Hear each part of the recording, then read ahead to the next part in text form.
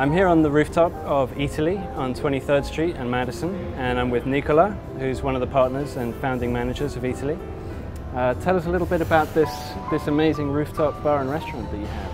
It is a beer restaurant. It's a restaurant that loves beer. This is the way we say all the time. So we decided to main focus on food and beer and the pairing. And I would say the main characteristic that very rooftop has is the fact that we brew beer on site. And it's just 30 feet from the table you are enjoying your food and your beer. But so you're working with, is it local breweries to make the beer? There's 3 different brewers involved in the project. There's 2 Italian and 1 American, all involved in this Italian-American concept. But so what about the food that you serve up here? Because I know you have all kinds of food downstairs. There's like stand-up cafes and sit-down restaurants downstairs, but what you do up here is different. Correct, it's very different. Mario and Lida decided to dedicate this menu much more on the north side of Italy.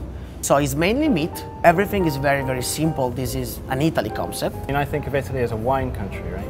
Exactly. In fact, I'm very happy that we did this because we are trying to export the fact that we are not only good in wine but also good in beer. We are small but very creative, so there's a lot to drink in Italy.